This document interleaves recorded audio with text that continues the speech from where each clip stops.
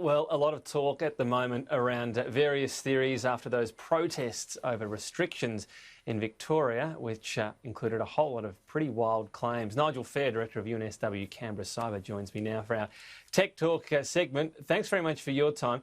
Why don't we start on 5G? It's attracted incredible misinformation about this technology, anything ranging from claims on health to do with cancer, causing COVID-19, even in areas where there were no 5G towers. Why is 5G being targeted, first of all?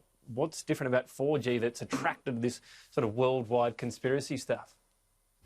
Yeah, g'day, Tom. That's a really, really good question. I think it's just a bit of fear-mongering that's been amplified and multiplied so many more times, because 5G is going to be such a game changer to our social lives and our work lives. It's going to work. There's going to be mobility, there's going to be telehealth, there's going to be better streaming. That's where we're going to start seeing driverless cars. And the way 5G works is you have a lot more sites, cell sites, but they're actually lower powered ones, and they're just a lot everywhere. And that's been some of the results of the parliamentary inquiries received, is that people are saying because there's so many cell sites, they actually can't get away from them, which, sounds as crazy as this. I guess, well, it's kind of the point. You can't get away from them because you want good reception and, signal strength and so on everywhere. So it's simply just the proliferation of towers that's going to need. As you explain, it's a smaller number. There's no evidence out there whatsoever about it causing any sort of issues. And the sort of, if you like, the sort of interference it causes to humans is microscopic compared to the scale of where that would actually cause us any sort of harm, right? Yeah, and as time goes on, and we're seeing 5G rolled out in more and more places. In fact, I believe Canberra is at about 50% saturation rate now for 5G. As it gets rolled out more and we start getting devices, frequency will change to be a higher frequency, but that doesn't mean a more powerful frequency. And really, I don't know of any normal person that wants less mobile phone coverage than what they have now. But you've seen them out there in those protests outside Parliament down in Victoria only last week. There was plenty of people holding up signs saying how bad 5G is. I think it's crazy, but we want to move to a higher adoption of technology, and the last thing we need is the naysayers out there.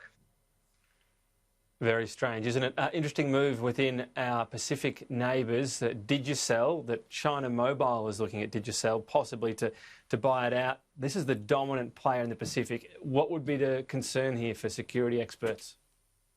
Well, lots and lots of concern. So Digicel, which originally came out of the Caribbean, have taken the floor out of pricing all through the Pacific. Traditionally, each Pacific island just had the state-owned telecom, and it was really expensive.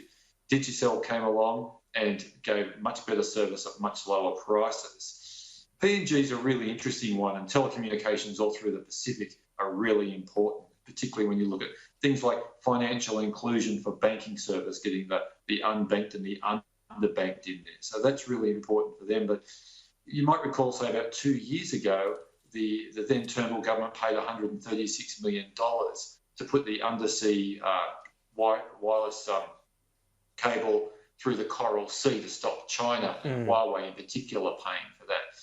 Unfortunately, there's been no benefit from that investment because the state-owned operator hasn't reduced the prices in accordance with the cheaper and the much better signal coming through it. So when we look at it, we're really going to be careful who the players are all through the Pacific and who owns the telco infrastructure and what data they can see and what information they can hold.